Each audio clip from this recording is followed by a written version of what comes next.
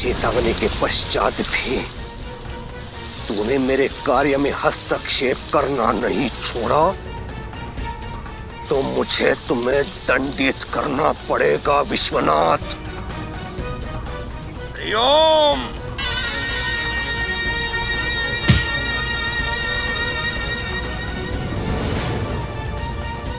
ये क्या रहे हो? मारो इसे। मैंने आज तक दादा को कभी इतने गुस्से में नहीं देखा है। कहिए कुछ उल्टा सीधा ना बोलते दादा को और दादा अपना सारा गुस्सा इन्हीं पे ना निकाल दे। मुझे ही जाकर इन्हें रोकना चाहिए वरना ये दादा को गुस्सा ही दिलाएंगे। इतने दिनों के बाद मेरे जीवन में सुख आया है।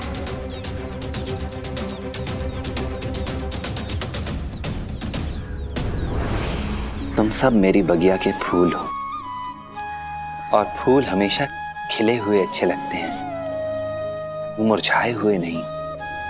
बताओ क्या बात है, क्यों उदास हो तुम लोग? साईं, केशव चला गया, हम सबको छोड़कर लंदन चला गया और जाने से पहले हमसे एक बार भी नहीं मिला वो। और हमें ये भी नहीं पता कि केशव कब लौटेगा। जब लौटने का समय होगा तो लौट भी आएगा। तुम्हारे बारे में चाहे केशव कुछ भी कहे, कुछ भी सोचे, लेकिन हम सब जानते हैं कि तुम केशव से बहुत प्यार करते हो। तो साईं, तुमने केशव को लंदन क्यों जाने दिया? अच्छा एक बात बताओ, क्या तुम लोग मानते हो कि जो कुछ भी होता है वो ईश्वर की मर्जी से होता है? हाँ साईं। तो ये समझ लो कि केशव का यहाँ से जाना भी ये भी उस भगवान की मर्जी थी। वो ईश्वर ही चाहता था कि एक निश्चित अवधि के बाद केशव यहाँ से दूर चला जाए, पले बढ़े। और अगर ईश्वर की यही इच्छा है तो उसके निर्णय से दुखी होना, परेशान होना, नाराज होना, इस सब से क्या फायदा? यही केशव की नियति थी। हो सकता है कल तुम लोग भी कहीं बाहर चले जाओ। नहीं साईं, मैं तुम्हें छोड़कर कहीं नहीं जाऊंगी, यही रहूंगी शिरडी में। हाँ साईं, कहीं छोड़कर नहीं जाएंगे। हाँ साईं। किसके भाग्य में क्या लिखा है ये कोई नहीं जानता। हम इंसान तो केवल योजना बनाते हैं, पर होता वही है जो ईश्वर चाहता है। हुई है सोई जो राम रचि राखा, को करी तर्क बढ़ावे साखा।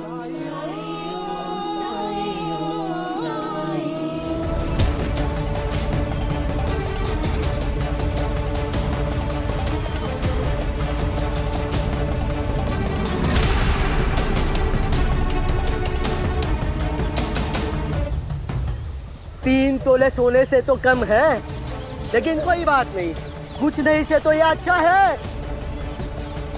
मंगलसूत्र मिल गया ना? अरे अब तो बाबा को मारना बंद करो। जब हमने मांगा था तब तो नहीं दिया था ना मंगलसूत्र हमें, और ऊपर से कुलकर्णी सरकार को अपमानित भी किया, धक्का दिया ना उनको। सुन, जब तक तू ये मंगलसूत्र अपने हाथों से कुलकर्णी सरकार को नहीं देता ना, तब तक तेरे बाप की विदाई होती रहेगी।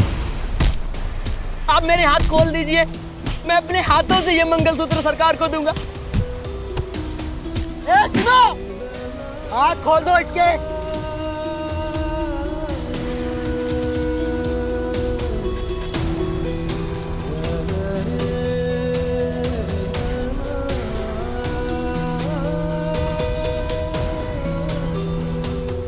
लाओ मुझे दो, मैं सरकार से माफी मांगकर उन्हें अपने हाथों से दूंगा। लाओ दो। अच्छा, ये ले।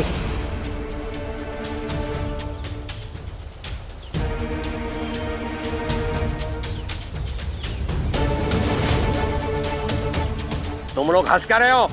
मारो इसे। मैं आपके हाथ जोड़ता हूँ, पाँव पड़ता हूँ, मुझे मंगलसूत्र दे दो। हाँ हाँ अवश्य।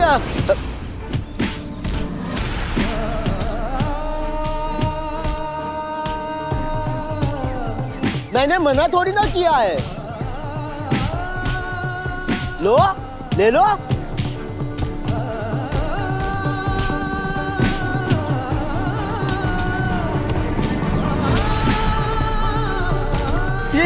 ये क्या किया तुमने? अगर अपने बाप को बचाना चाहता है तो जिस हाथ से कुलकर्णी सरकार को धक्का दिया था ना, उसी हाथ से इस सांप के बिल में हाथ डालो और मंगलसूत्र को निकालो। अगर तेरा बाप मर गया ना तो उसकी जिम्मेदारी हमारी नहीं, तेरी होगी।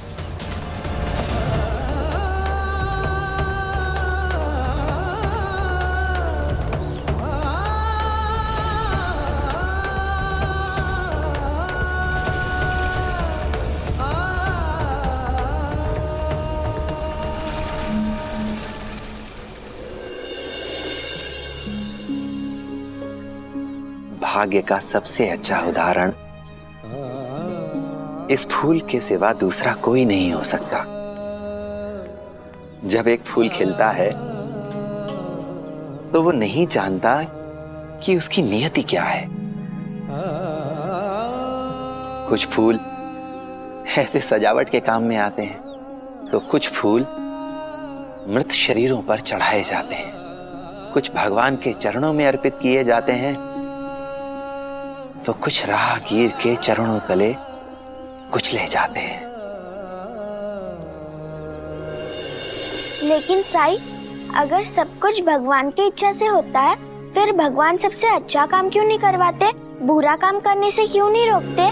ईश्वर कभी नहीं चाहता कि उसका कोई भी बच्चा गलत काम करे, बल्कि ईश्वर की तो पूरी कोशिश रहती है कि बुरे काम के साथ साथ मनुष्य के सामने अच्छे काम का विकल्प जरूर रहे। गलत रास्ते के साथ सही रास्ते का विकल्प भी उसे दिखाई दे। और फिर यहां आती है मनुष्य की स्वतंत्र इच्छा, जो उसने हर इंसान को दे रखी है। स्वतंत्र इच्छा? हाँ, स्वतंत्र इच्छा, अपने निर्णय लेने की स्वतंत्रता, अपने फैसले लेने का अधिकार, और ईश्वर उसमें कभी भी हस्तक्षेप नहीं करता। इंसान जो चाहे विकल्प चुन सकता है, लेकिन विकल्प चुनने के अधिकार के साथ साथ मनुष्य को उसके परिणाम भुगतने के लिए भी तैयार रहना होता है, क्योंकि ईश्वर की इच्छा मनुष्य के कर्म में नहीं, उसके कर्म के फल में दिखाई देती है। समझे? हाँ साईं, कि हमें हमेशा अच्छे कर्म ही करने चाहिए।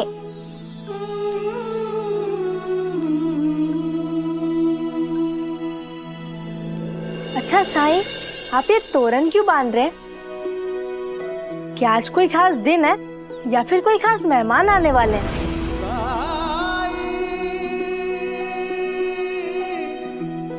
कुछ ऐसा ही समझ लो।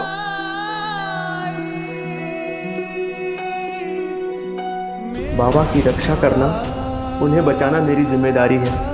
अगर उन्हें कुछ हो गया तो मैं खुद को कभी माफ नहीं कर पाऊंगा। उनके बिना मैं जिंदा भी नहीं रह पाऊंगा।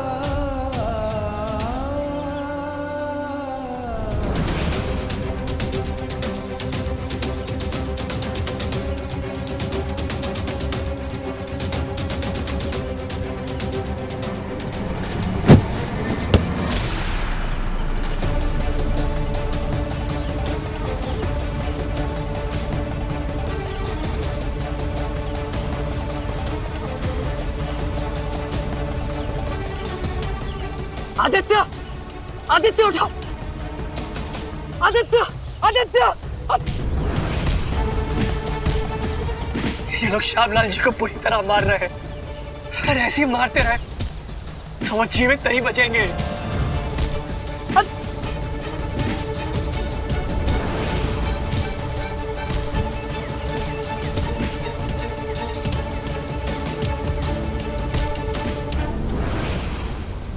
चले गए?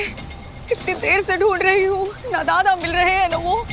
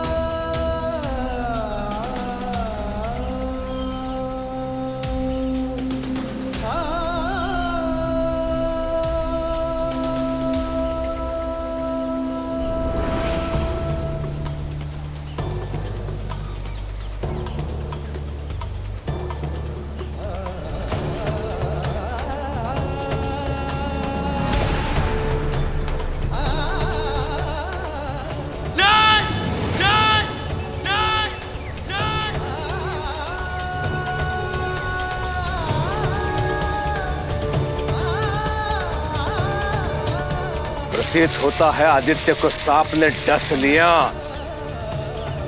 चलो चल के देखते हैं।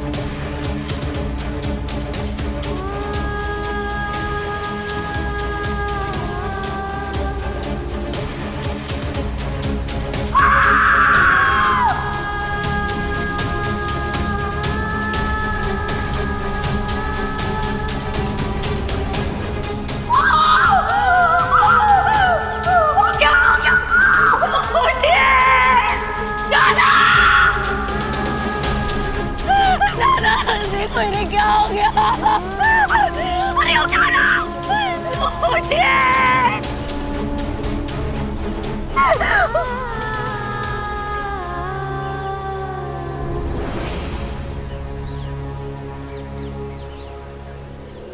साईं साईं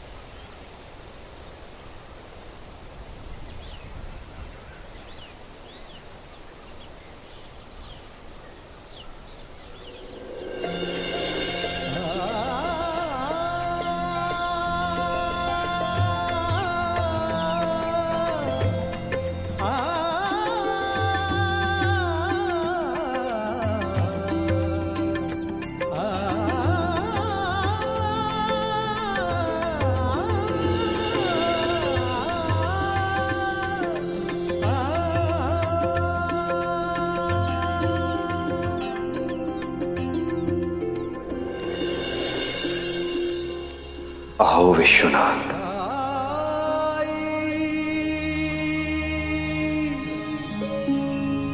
साईं,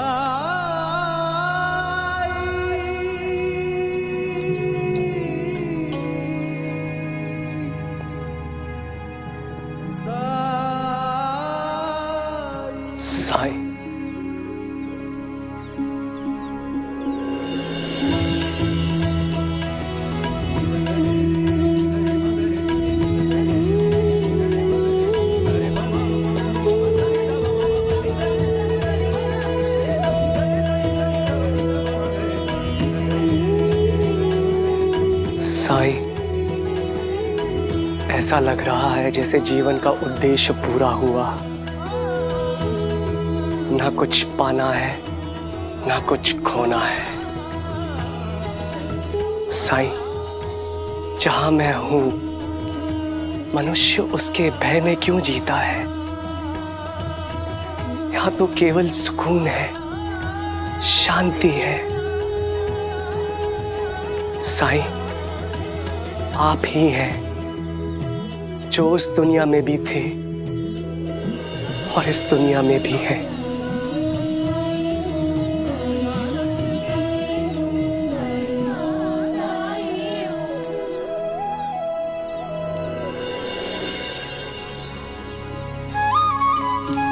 आपने मुझे सब कुछ दिया।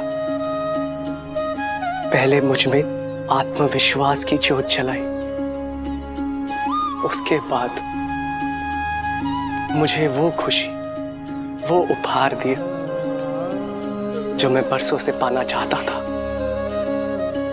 जीव का प्यार। आप ही की शिक्षा के कारण उसने मुझे अपनाया। और सबसे महत्वपूर्ण बात, मैंने अपने जीवन के उद्देश्य को पहचाना। धन्यवाद साईं, मैंने आपके कारण ही अपने जीवन की इस यात्रा को सफलतापूर्वक पूरा किया।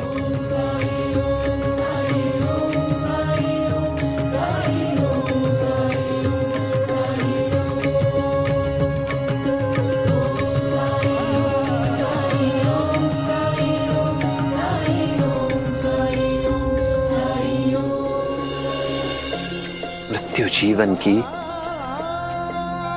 एकमात्र निश्चितता है, परंतु दूसरों के लिए अपने प्राणों का बलिदान देकर तुम हमेशा हमेशा के लिए अमर हो गए हो। उन लोगों के दिलों में तुम हमेशा जीवित रहोगे जिनके दिलों को तुमने छुआ, जिनके सम्मान के लिए तुम खड़े हुए। साईं, मेरी अंतिम इच्छा ये है कि मुझे जीवन मृत्यु के चक्र से मुक्त कर मोक्ष दीजिए, मोक्ष दीजिए साईं।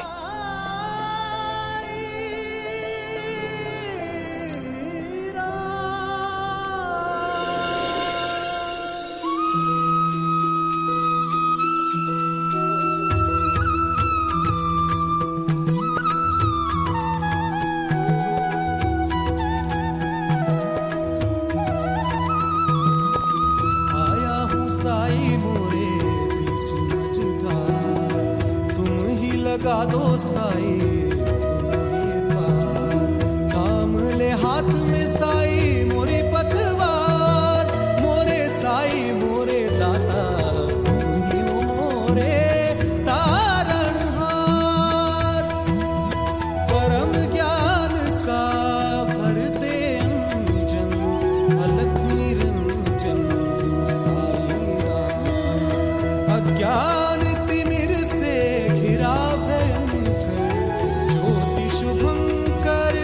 साई राम।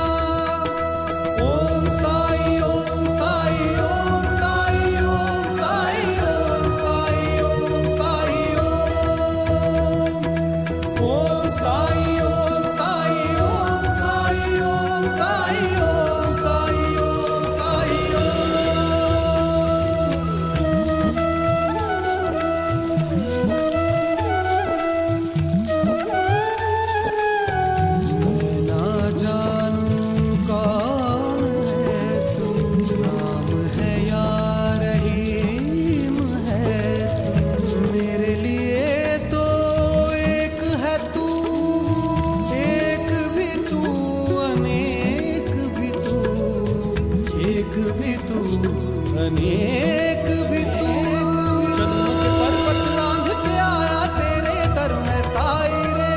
कृपा दृष्टि से मिट जाएंगे तेरे लख 84 रे। भव सागर तर दे घन दुख के हर दे तुम कृपा सिंधु दे अमृत बिंदु अलग उजियारे दीनों के सहारे। ओम साई ओम साई ओम साई ओम साई ओम साई ओम साई ओम साई ओम साई ओम साई ओम साई ओम साई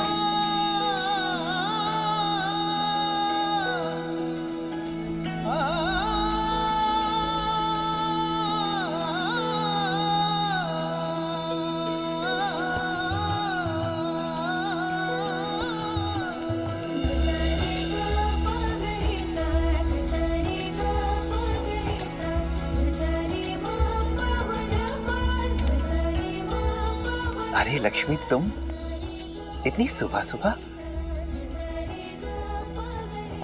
इसमें इतनी आश्चर्य की क्या बात है?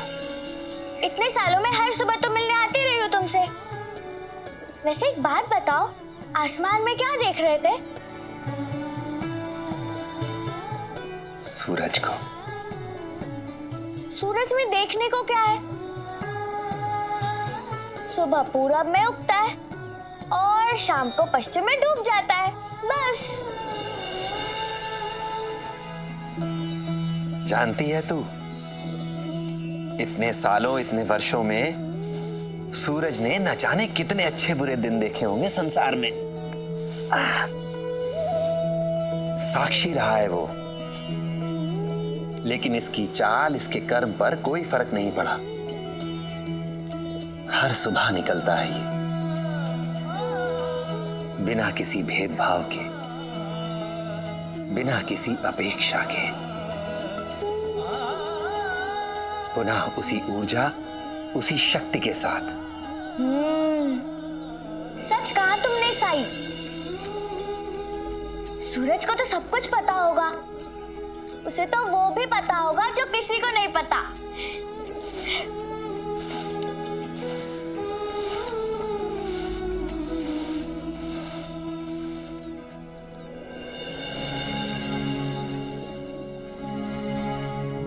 आज साई की झोली की साफ सफाई कर देती हूँ।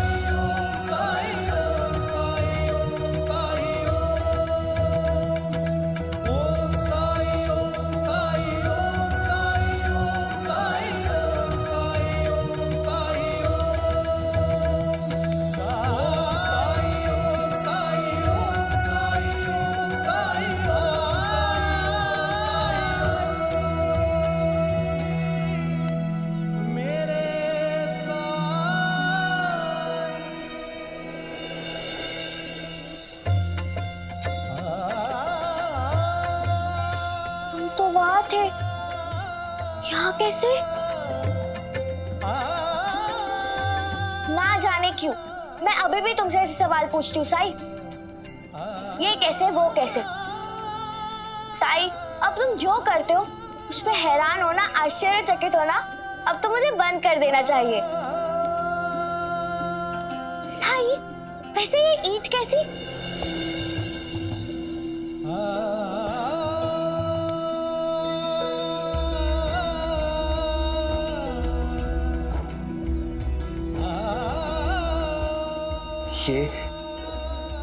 ये मेरे गुरु का आशीर्वाद है।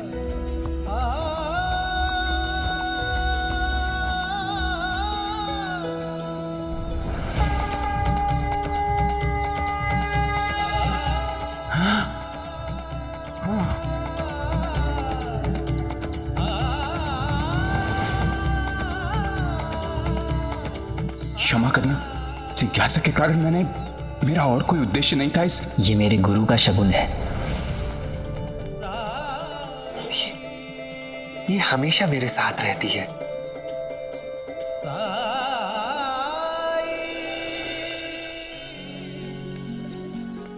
आइंदा मैं भी ध्यान रखूंगी साई। अगर ये तुम्हारे लिए इतने मायने रखता है तो इसका मतलब ये है कि मेरे लिए भी अनमोल है। हे भगवान, बातों बातों में तो मैं भूल ही गई साई। वो जो शनि मंदिर है ना, जिसका जीर्णोद्धार गांव वालों ने मिलके किया था, वहां पर आज मूर्ति स्थापन है। तुम्हें याद था? मैं तो तेरा ही इंतजार कर रहा था कि तू आएगी, मुझे याद दिलाएगी और फिर मुझे अपने साथ लेकर जाएगी। तुम भी ना साई, आज भी तुम्हारी बातें मेरे समझ में नहीं आती। तुम क्या कहते हो? मजाक कर रहे हो या उसमें कोई बात छिपी है? इतने साल बीत गए लेकिन तुम नहीं बदले। तू भी तो नहीं बदली है, पहले की तरह ही चंचल, उतनी ही बातूनी है तू। रोज आ जाती है मेरे पास, इतनी सारी बातें, ढेर सारे सवाल लेकर। पर जानती है तू, इंसान का जिज्ञासु होना बहुत अच्छी बात होती है।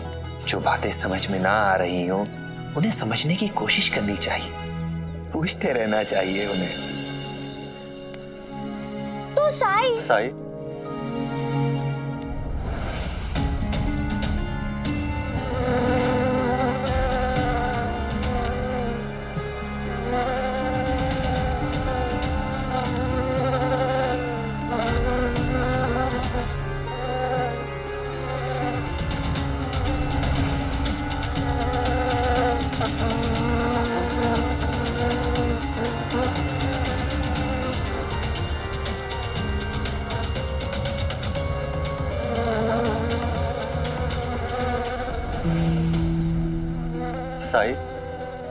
मैं मधुमक्खी पालन और शहद का व्यवसाय करता हूँ और अपनी मधुमक्खियों को लेकर बहुत ही सतर्क रहता हूँ। उनकी बहुत देखभाल करता हूँ और उनको किसी भी तरह की परेशानी नहीं होने देता हूँ। और शहद निकालने से पहले मैं ये सुनिश्चित करता हूँ कि मधुमक्खियों को जरा सी भी समस्या ना हो। परंतु इस बार ये जो सत्ता देख रहे हैं ना आप, मधुमक्खियां इसमें से बाहर ही नहीं आ रही हैं। मैंने बहुत कोशिश की, यहां तक कि छत्ते में धुआं भी छोड़ा, लेकिन कोई फायदा नहीं हुआ। फिर कुछ लोगों ने कहा कि यदि मधुमक्खियों को छत्ते से बाहर निकालना है तो मशाल को जलाकर छत्ते के पास लाऊं। परंतु साई, मैं ऐसा नहीं करना चाहता, क्योंकि ऐसा करने से बहुत सी मधुमक्खियां मर सकती हैं। सब कुछ करके थक हार गया साई, फिर आपके पास आ गया। साई, क्या आप मेरी मधुमक्खियों को बिना नुकसान पहुंचाए छत्ते से बाहर निकाल सकते हैं? साई के लिए कुछ असंभव नहीं है ना?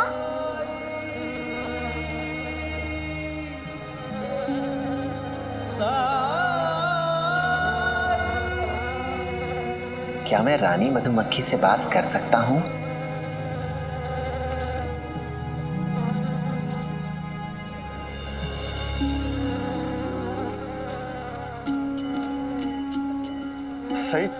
सही डंग मार देगी।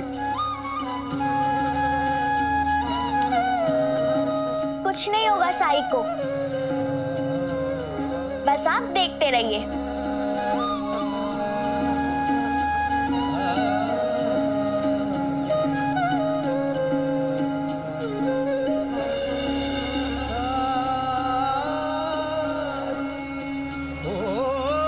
जब कठिनाई छाई तू ही याद आया, भटके राही को तूने रास्ता दिखाया, तूने भक्तों का बेड़ा पार लगाया।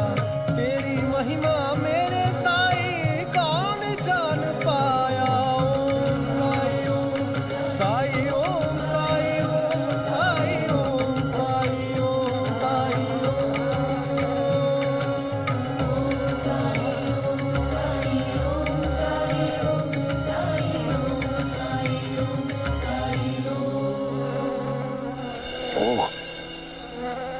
बात है। तुम्हारी बात मुझे समझ में आई है, बेफिक्र रहो तुम।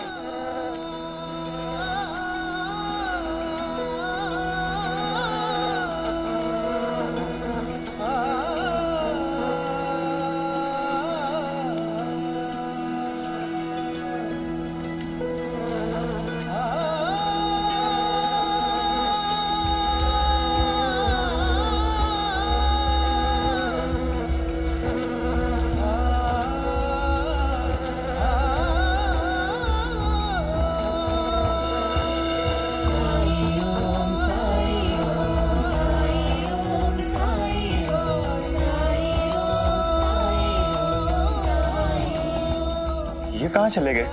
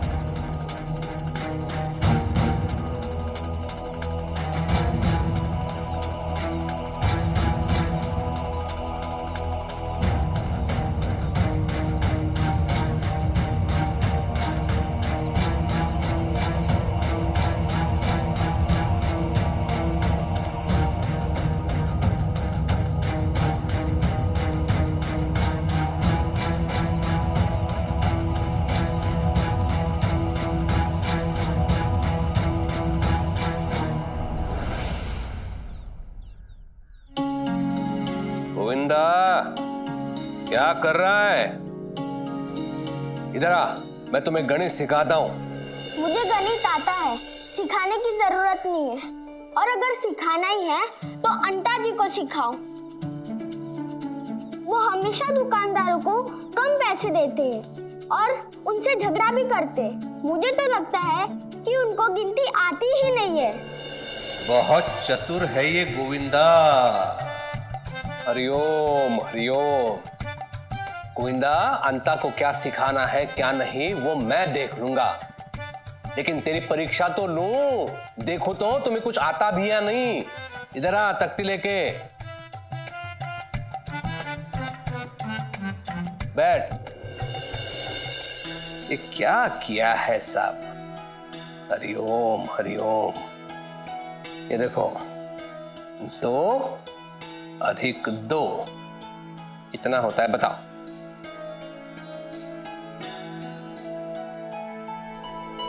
हाँ हाँ?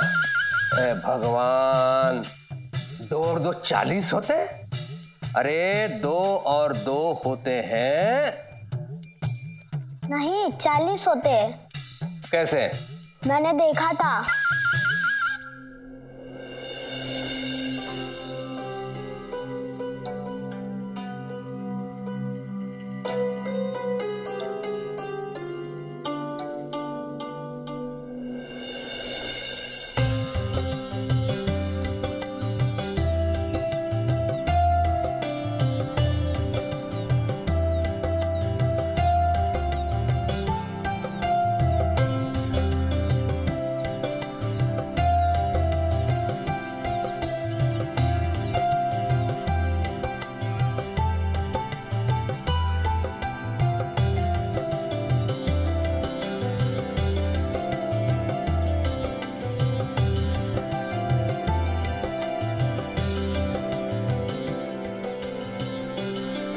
तात्या, एक तोरण देना।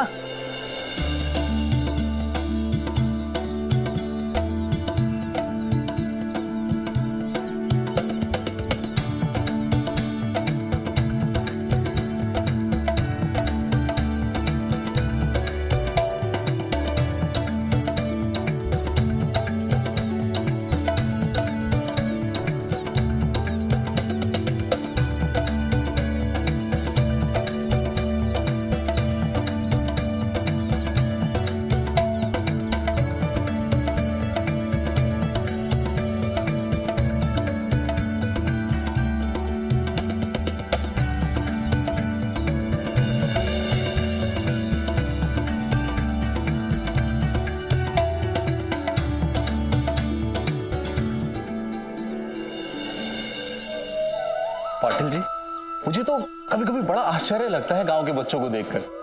कब बड़े हो गए पता ही नहीं चला। तुम्हारा उद्धव भी बड़ा हो जाएगा। सही कह रहे हैं आप। बस मैं चाहता हूं कि वो टाटा जैसा जिम्मेदार बन जाए। चंपा, भोग के लिए खीर तैयार हुई कि नहीं? लगभग तैयार है काकी, बस मीठा डालना बाकी है। मैं अभी मीठा लेकर आती हूँ। मीठा मैं ले आया हूं।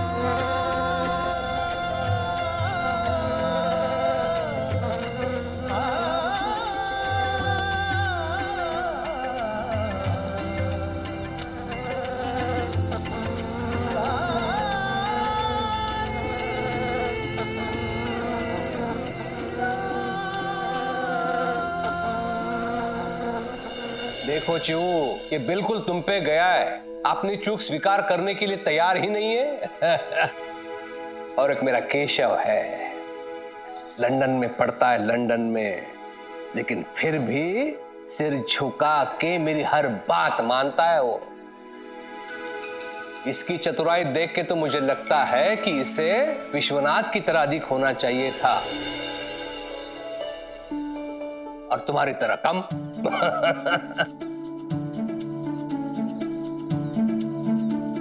आई, इसमें मेरी कोई गलती नहीं है। कभी मामा कहते हैं कि 2-2 4 होते हैं, और कभी कभी कहते हैं कि 40 होते हैं।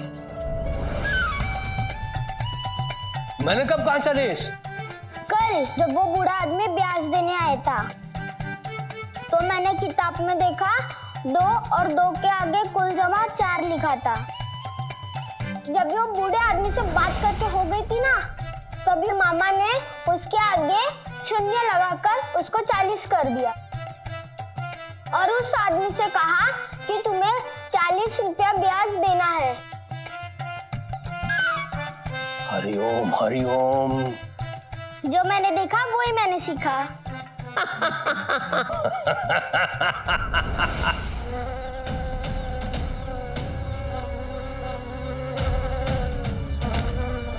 साईं, ये तो मधुमक्खी का छत्ता लेकर क्यों घूम रहे हो? अगर एक भी मधुमक्खी ने डंक मार दिया तो तुम्हें पता है ना क्या होगा।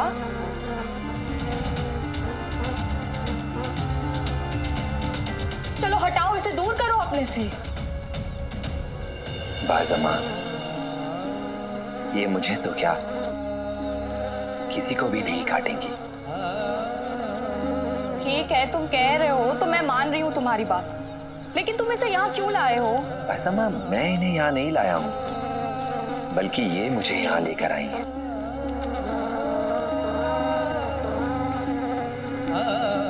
इनकी ही इच्छा थी कि मैं यहाँ आऊं।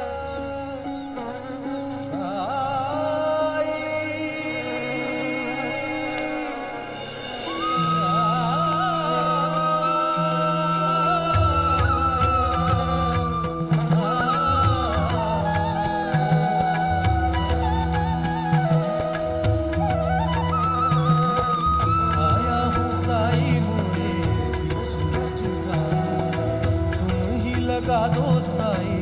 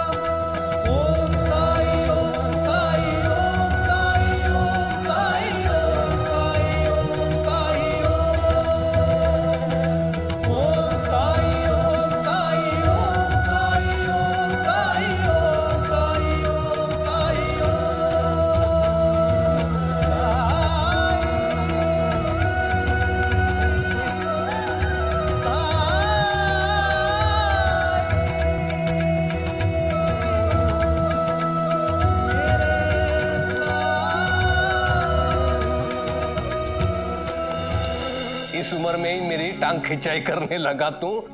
रुक तो मैं देखता हूँ। रुको गोविंदा। बेटा मैंने तुम्हारे लिए खीर रखी है, जाओ जाकर पहले खीर खाओ, फिर जाओ जहाँ जाना है। जी मामी। हाँ? ये क्या है? ये तो केवल तुम्हारी ही बात मानता है।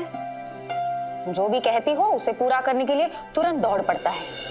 वो इसलिए दौड़ के गया क्योंकि वो जानता है यदि उसने विलंब कर दिया ना तो उसकी आई सब खीर खा जाएगी और उसके लिए कुछ नहीं बचेगा।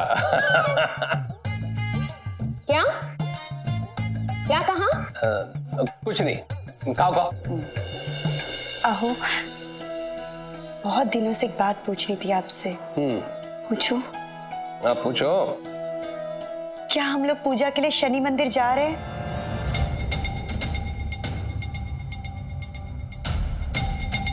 निमंत्रण भेजा था उन लोगों ने? हाँ? शनि मंदिर का जीर्णोद्धार किया लेकिन मेरी अनुमति नहीं ली। ये आवश्यक नहीं समझा उन्होंने। लेकिन वो लोग आए थे आपके पास। अनुमति मांगने नहीं आए थे, बताने आए थे। सब श्रमदान करके जीर्णोद्धार करेंगे शनि मंदिर का। हरिओम। जाने दीजिए ना, भगवान के घर जाने के लिए निमंत्रण की क्या जरूरत है। और आप तो शिरडी के राजा हैं, सब कुछ आपका ही तो है। हाँ, नर्मदा ये भी बता रही थी कि किसी को भी विशेष रूप से कोई निमंत्रण नहीं दिया। रुक्मिणी, तुम कितने भी तर्क लगा लो, कुलकर्णी वाड़े से कोई नहीं जाएगा तो कोई नहीं जाएगा। और वैसे भी शनि मंदिर में स्त्रियों का प्रवेश वर्जित होता है, निषिद्ध होता है, समझी? मंदिर के बाहर खड़े रह के क्या करोगे? हरिओम।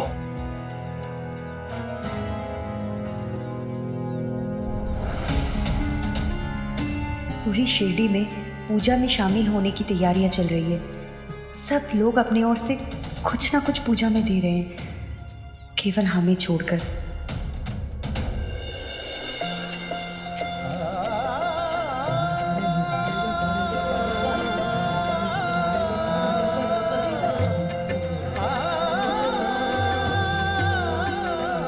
शुक्रिया रानी साहिबा।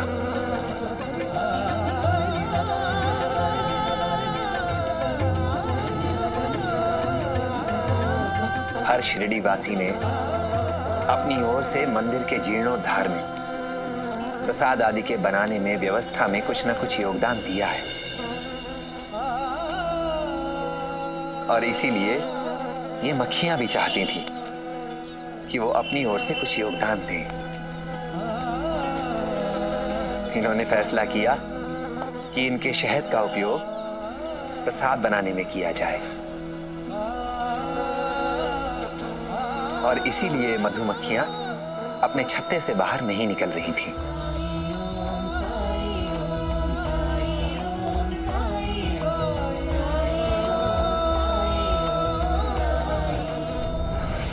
ऐसे और भी मजेदार वीडियो के लिए हमारे चैनल को लाइक, शेयर और सब्सक्राइब करें।